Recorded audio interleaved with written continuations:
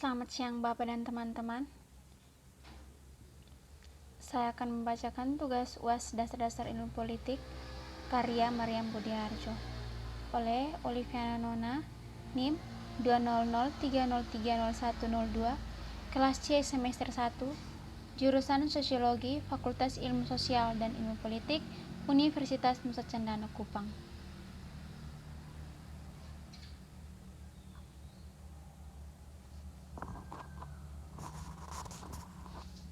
Ulang lagi.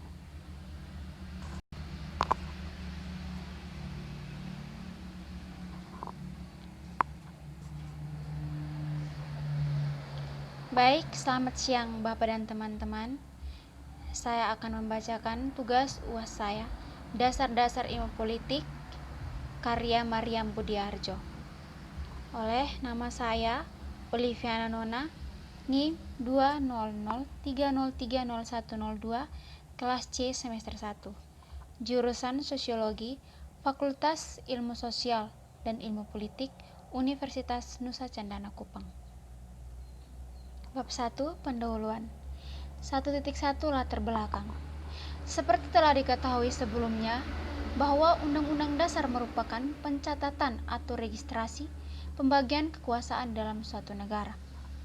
Dalam materi ini, soal pembagian kekuasaan akan dibahas lebih jauh.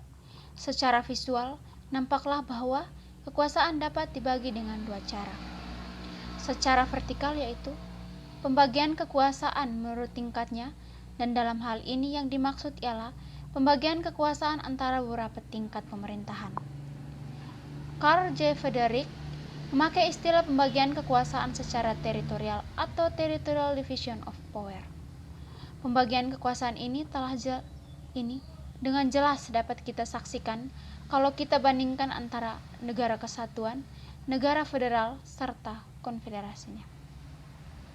Secara horizontal, yaitu pembagian kekuasaan menurut fungsinya secara horizontal.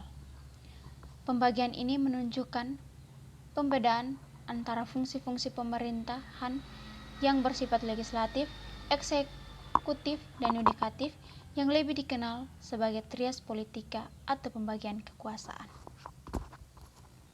Bab 2. Pembahasan. Pembagian kekuasaan negara secara vertikal dan horizontal.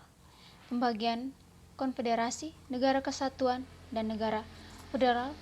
Pembagian kekuasaan menurut tingkat dapat dinamakan pembagian kekuasaan secara vertikal, yaitu pembagian kekuasaan antara beberapa tingkat pemerintahan, atau dapat juga dinamakan pembagian kekuasaan secara teritorial, misalnya antara pemerintah pusat dan pemerintah daerah dalam suatu negara kesatuan, atau antara pemerintah federal dan pemerintah negara bagian suatu negara federal. Pembagian kekuasaan semacam ini terutama banyak menyangkut persoalan federalisme. Persoalan ini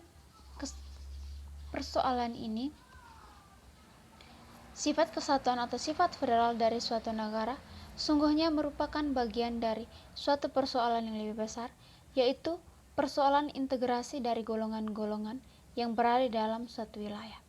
Integrasi itu dapat diselenggarakan secara minimal, yaitu dalam suatu konfederasi, atau dapat pula diselenggarakan secara maksimal, yaitu dalam suatu negara kesatuan.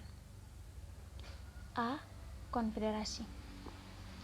Menurut L. Oppenheim, konfederasi terdiri dari beberapa negara yang berdaulat penuh yang untuk mempertahankan kemerdekaan ekstern dan intern bersatu atas dasar perjanjian internasional dan diakui dengan menyelenggarakan beberapa alat penyelenggaraan tersendiri yang mempunyai kekuasaan tertentu terhadap negara anggota konfederasi, tetapi tidak terhadap warga negara-negara lain itu.